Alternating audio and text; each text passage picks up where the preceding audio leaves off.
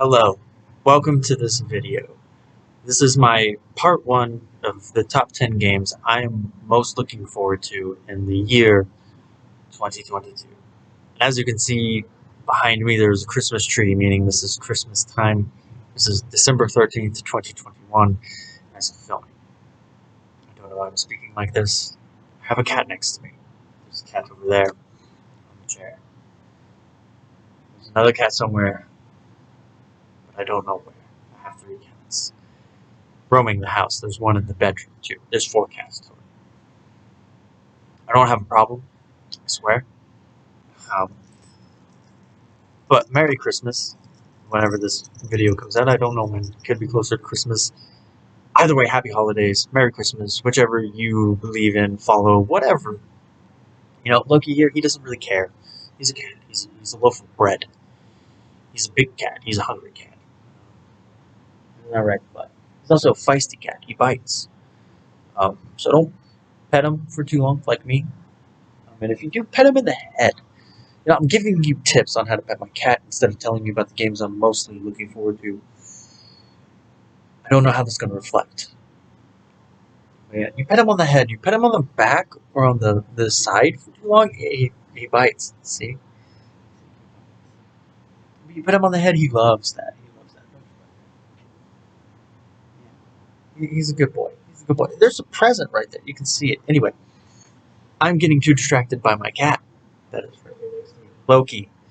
You got Gizmo over there, and Luna's somewhere off and about. She's the baby. She was the first one. Then you got Tangerine in the bedroom. So I'm going to start off by showing you a little snippets from the trailers from the games I am most looking forward to in my honorable mentions section, and also starting off with 2 of my fiance's games that she is undoubtedly looking forward to. So let's get on with that. So Amber's 2 biggest games are Stray, which looks like an interesting cat puzzle platformer type deal. It will be a cute experience in a dark robotic city, and it does not currently have a release date other than 2022, and that it will be PlayStation exclusive for a limited time. Now, her next game is Splatoon 3, which is also coming out in 2022. Obviously, that's what the list is about. Anyway, Splatoon is one of her favorite series that she's come to grow into as of late. Even though she's not a huge shooter fan, for some reason she just latched on to Splatoon 3, or not Splatoon as a series as a whole, to the point where she's even maining Inkling in Super Smash Bros. Ultimate. And I honestly felt like I needed to put her games in the honorable mentions because this is my list, but you know, Stray's cute. I kind of want to play it too, and Splatoon 3 is like her biggest game coming out next year that I am aware of. Now, up next is one which I'm just going to say Resident Evil Village's DLC obviously is going to be in the honorable mentions. It's not a main game. I don't know how big it's going to be. I don't know how expansive it's going to be. I can only hope for something on parallel with End of Zoe and Not a Hero combined, if not a little longer, because I mean they're both about an hour or so longer, depending on how well you know and how well you bomb through it. Especially End of Zoe, if I'm correct. That's, I think, a little bit shorter than Not a Hero. But, you know, they're short, well, I should say lengthier, short DLC missions, Not a Hero being free and Zoe being paid, part of the season pass.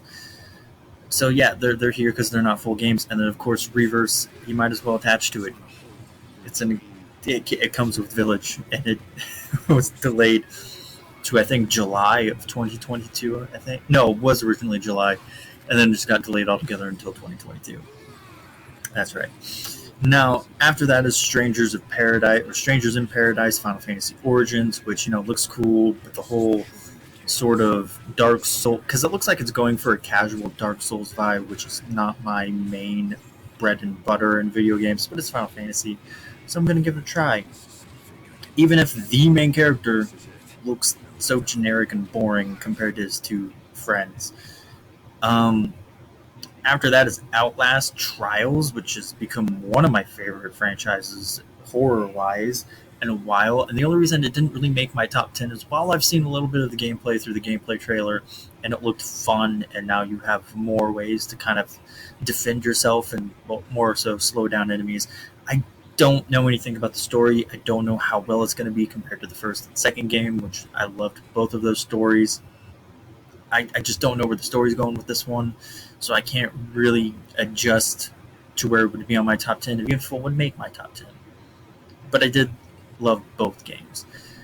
And after that is Lego Star Wars, which looks like a great reimagining of one of my childhood favorite game series, which was, the two Lego Star Wars games, which they eventually merged into one great game.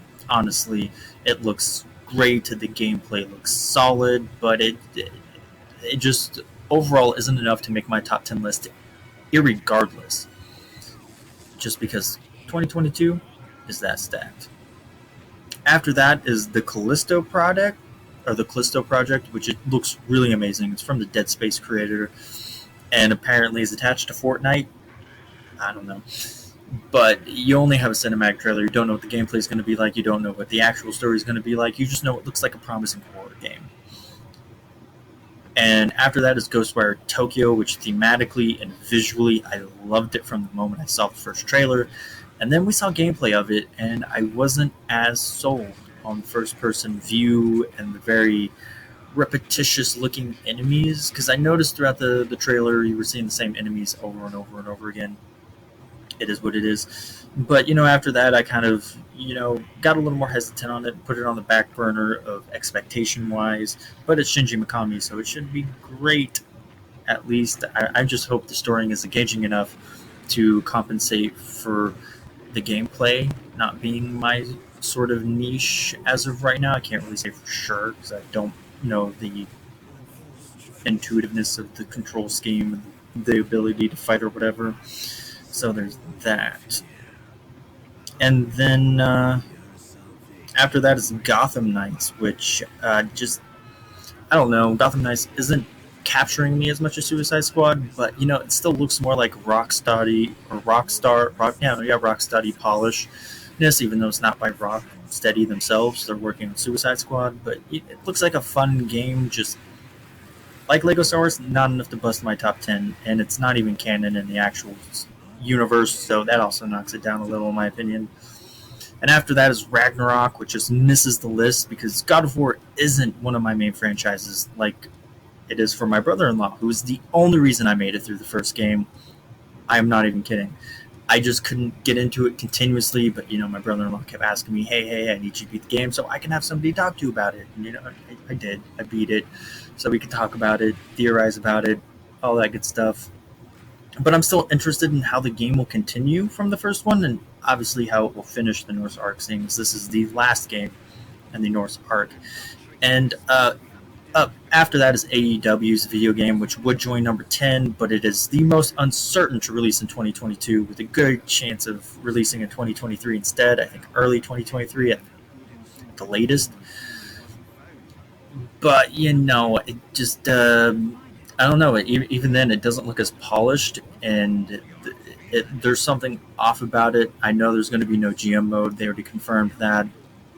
Is what it is. I don't know. It just doesn't look as polished or like it's going to be as good or entertaining as 2K22. But I mean, that's how the cookie crumbles. And last but not least is Dying Light 2 Stay Human, which sort of like God of War, just narrowly misses the list. But I loved the first game a lot more than God of War, to be honest with you. And I'm so excited for it, and it does look great. So fingers crossed. It does have an actual February 2022 release date, so there's that. Alright, look, I'm as excited for 2K22 as much as the next person, and I'm not going to be one of those whiny people who think, oh, we've gone an entire year without a WWE game. Basically 2.5, or it will felt like, not 2.5, but a year and a half without a WWE game, and I know some people are exaggerating way into the 3 years. Yeah, no.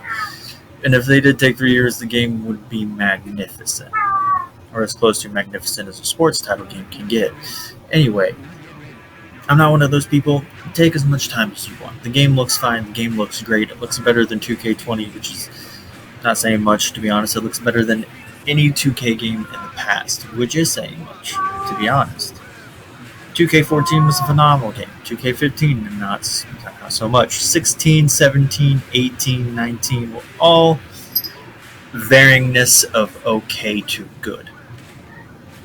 2K19 being the only one on the precipice of great. But that's just my opinion. Anyway, the game looks phenomenal for how it's looking. Obviously, the roster uncertainty is a big thing with WWE releasing people left and right due to various reasons. Budgets cuts, people just being difficult, out of control, refusing stuff. But non-complete causes can make that a non-factor. Like with the Jeff Hardy case, his non-complete cause ends in March. That's when the game comes out. I'm pretty sure he's going to be in the game. But unless WWE says take him out right now. Unless there's that. But I doubt it. So, yeah, I mean, that's an issue. And then you have My GM coming back, and it looks phenomenal. You have My Rise, which is a new flair on the story mode. You have My Faction, which I honestly I do not care about, if I'm being honest with you. Don't care about it at all. I'm going to ignore it the entire time. Universe mode is coming back, which, I mean, a lot of people thought they might get rid of it if they brought in back GM mode, because it's like a looser version of GM mode. But keeping it, and obviously the creation suite that's always going to be there, always expanding, always altering. You got a new engine with not as much as limiting moves anymore. But and then of course the showcase, which seems to be featuring Rey Mysterio. The game, honestly, will always be on my radar, which is why it's at number 10. I can't rank it any higher than this. I don't feel right. But it's a classic in my mind, and will always be.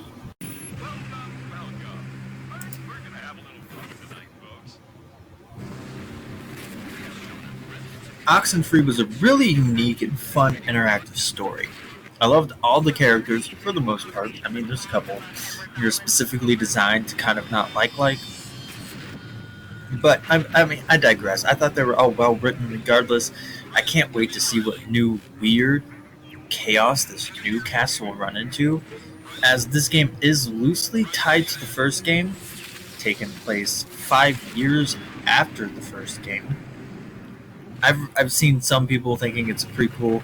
No, this game is a full-on sequel that is loosely tied to the first game, because I'm assuming all the characters will be different. The location might still be the same, but obviously altered to be more fresh, or as fresh as you could possibly make a 2D environment that you've already explored. And the game was originally supposed to come out in 2021, but was delayed into 2022. So I made my original guess to be around April, July for coming out. But now knowing it was supposed to come out in 2021, I think it is theoretically possible that it could come out in February or March even. But I think February is really stacked, so you might want to avoid that. So I think my April to July still is pretty valid for a time frame of which this game may come out. But Oxenfree is a really well made and gorgeous game, and it's so fun and unique, and I can't wait for Oxenfree 2 Lost Signals. So I see a lot of people trying to compare this to Avengers, but there's another game that this is closer related to. Another group of misfits that don't, I guess I said, don't work well together, that should not work well together, that do work well together. Like the Suicide Squad. And it's a game that already came out by Eidos Montreal Square Enix. It's the Guardians of the Galaxy. This game gives me Guardians of the Galaxy vibe. Nowhere near on Earth does this game even remotely relate to the Avengers game. Not even on a comparison level. If it was the only superhero group game out there, yeah, maybe, but it's not. There's another superhero game out there in Guardians of the Galaxy that is more similar to the Suicide Squad. You see, I don't know if the Suicide Squad is going to go for that chapter level kind of feel that Guardians did, I was just or if about it's going to to go do for a more that. open metropolis that you kind of have to travel to points, and sort of like Arkham City, so to Your speak. new mission is to kill. So I guess you could say it might be either like Arkham Asylum next to Guardians of the Galaxy or Arkham City next to Guardians of the Galaxy. Because both of those scenarios are different games. Yeah, sure, Asylum sort of had an open area, but it was a lot smaller. Whereas Arkham City's a lot bigger. But, you know, I see the similarities. There's a lot of humor involved. There are misfits that shouldn't work well together, but do. Except in this case, Suicide Squad is forced to go after the Justice League for, you know, shortening their sentences. Either way, the humor and the story, I'm not that worried about with this game. I know this game's going to knock the story out of the park. I think it's a kind of guarantee. Guardians of the Galaxy just won narrative at the Game Awards, or Best Narrative at the Game Awards, which I think it deserves. I beat the game. It was great. It was phenomenal. It was really funny. The characters were on point. The story had deep, moving moments, as well as, you know, the fast-paced, funny action that the Guardians are known for.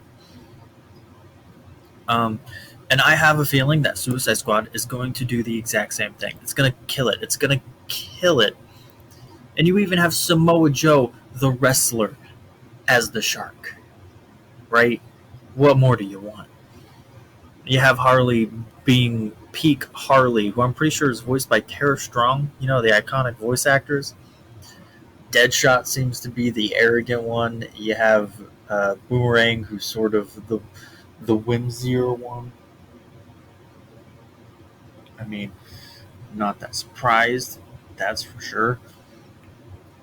But yeah, I have a feeling the story's going to knock it out of the park. I even have a feeling that the gameplay in this game is probably going to be better than Guardians, just because, like I saw somebody say, Guardians is more leader focused, whereas Suicide Squad's probably going to be more team focused, because you see the gameplay from different characters, from Deadshot to the Shark to Captain Boomerang to Harley.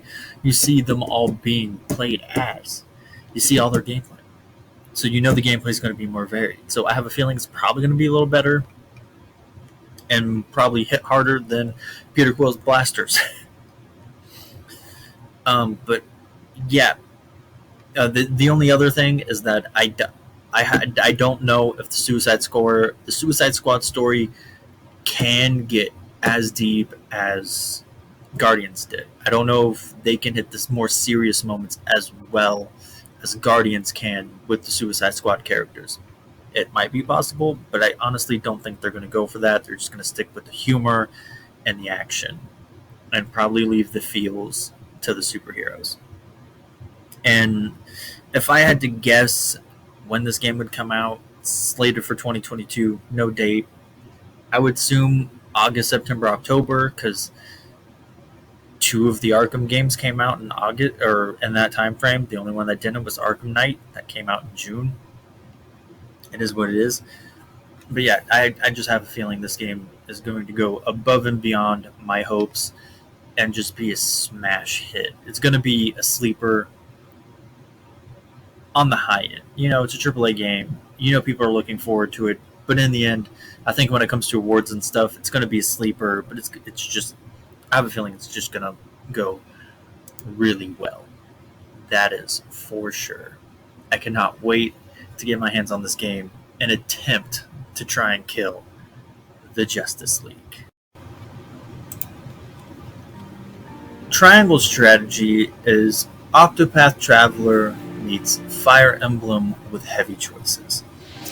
It makes sense. I mean, this game is made by the same team that made Octopath Traveler, but instead of being, you know, the RPG Bravely Default system, where you can brave and default and being turn-based, this is tactical strategy, like Fire Emblem, like XCOM, like those games.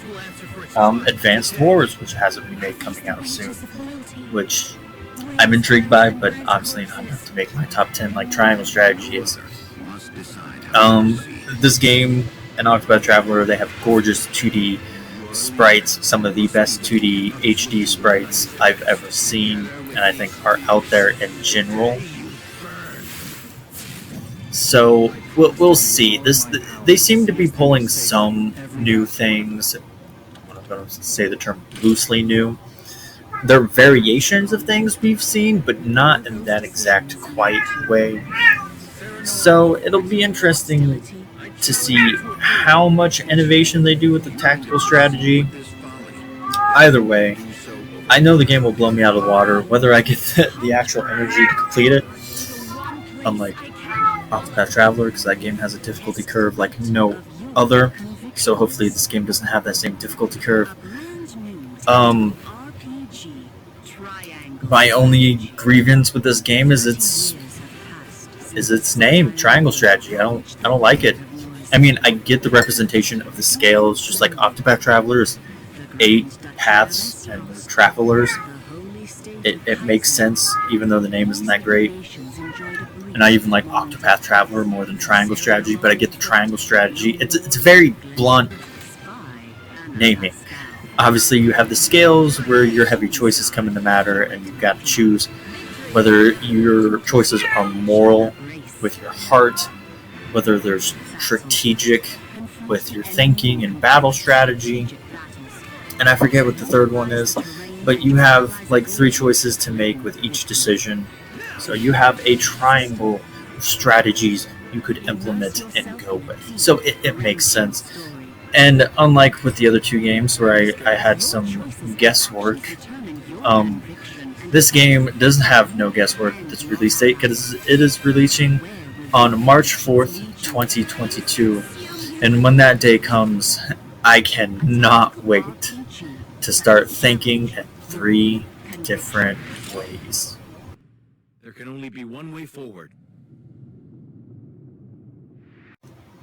Next on the list is A Plague Tale: Requiem. The first game, Innocence, just blew me out of the water when I first played it. It was so refreshing and gorgeous to play a single player narrative game of that linearity. But the game was still so robust and longer than I was expecting. And speaking of the story, I thought it was well paced at that, and the level designs were interesting and different, thanks to the wave of rats swarming everywhere and only a simple light, a simple torch. Sometimes more than just a torch, being your only safe haven. You had a bunch of light puzzles to keep rats away from you. Sometimes it was just trying to figure out the right way to walk or the right timing of how long you could run to another light without being attacked. So in that way, I loved the game. It was very refreshing to play a linear game that focused more on strategy with avoiding detection and avoiding rats without really having to fight. There are certain times in there where you do have to fight, and again, it's a very unique way because you're not a very combative person, being 14-year-old Amicia trying to protect her little brother who is cursed, he's got the plague, what have you. I mean, the game was just outstanding, and it really just it blew all my expectations. Honestly, the game's beautiful, it's gorgeous. The bubonic plague, Paris, France, or wherever they're at. I know it's in France, but where at in France, I don't know. But there's just no denying the game. I loved every moment of it. Honestly, like I said, it was longer than I was expecting. I wish I found more collectibles, but I mean, I'm not a real big collectible person. Like, okay, I guess I shouldn't say that. I'm not good at finding collectibles in games. Even when it came to Firefly badges, like The Last of Us and stuff, I didn't really find all that many. I really have to be so engrossed into the game. But I'm excited for a Plague's Tale Requiem is going to take us, and how the combat's going to be, and just how many more lights we're going to need to avoid the rats. Alright, now that we have gone through all of the honorable mentions, Amber's 2 games, and not only that, but all the entries 10, 9, 8, 7, 6, leaving 5, 4, 3, 2, 1 for part 2. And that's it. That's how you do a list. Oh, he's asleep. He's sleeping. He's just chillaxing.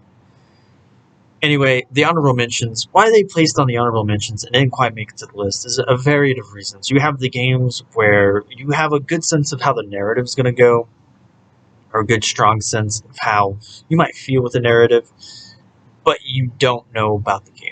Or it's the vice versa. You know the gameplay, you've seen the gameplay, but you don't know where the story is going, and you don't know how you're going to like it, or how it's going to actually make you feel in the moment.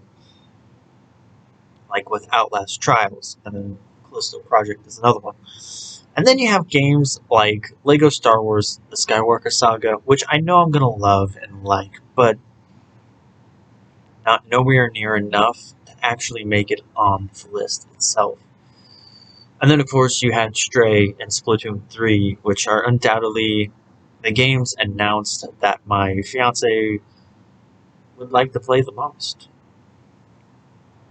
And then number 10, you had WWE 2K22 for a very specific reason. It is a sports game. And wrestling is one of the only sports titles I ever play. So, here's the thing. That's why it's number 10. I can't feel justified in ranking 2K22 any higher than 10. Because there's so many other games I just want to play just as much, if not more. And 2K22 seems like it fits at 10. Like, I'm hyped for it, but I don't feel like it deserves to be any higher.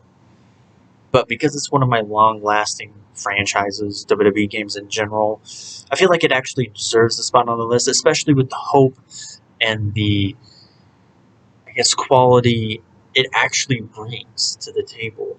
Or at least the potentiality of the quality it could bring. With my GM mode coming, my rise, the only uncertainty is roster.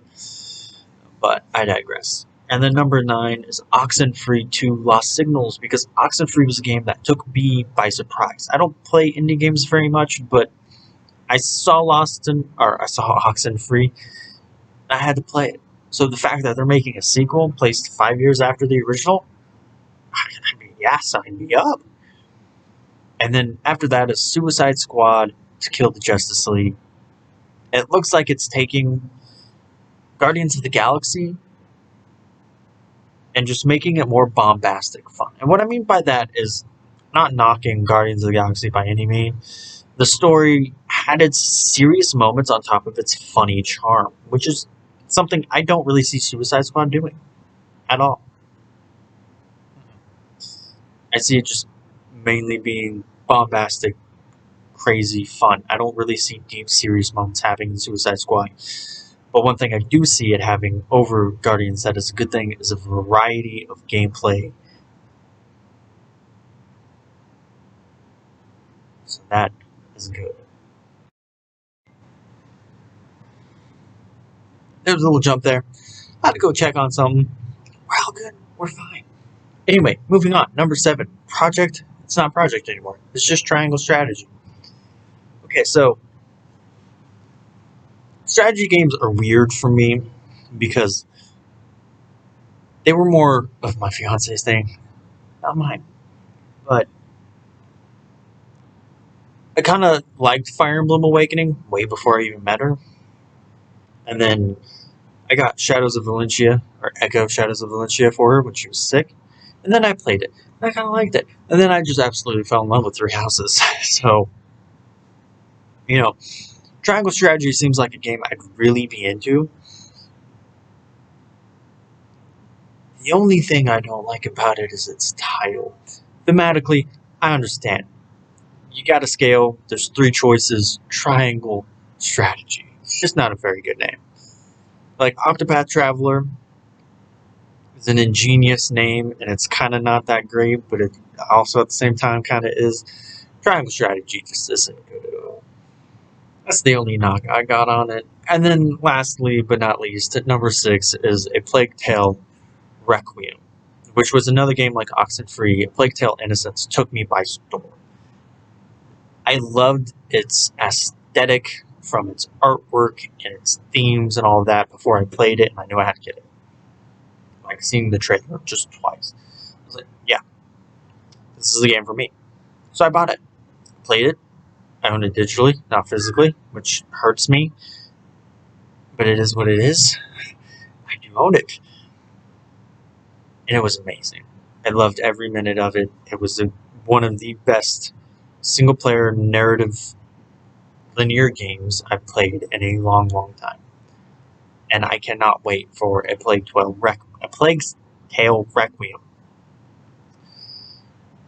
Even if it is only PlayStation 5 and Xbox Series X, and not on PS4 and Xbox One. Yeah, still gotta find me one of those. PS5. PlayStation guy. Alright, Xbox fine. Nintendo, great. Yeah, Sony. It's my bread and butter. Yeah. Spider-Man Wolverine. What can I say? So, from this sleepy boy right here. Yeah. No? Okay. He's silly. Anyway, I hope you have a great day. Remember, only you can be the best you can possibly be. If you liked the video, give it a like, comment if you will. That'd be super special awesome. Subscribe if you haven't, that'd really help me out. And if not for me, for Loki. He needs all the food he can get. Ta-ta. For now.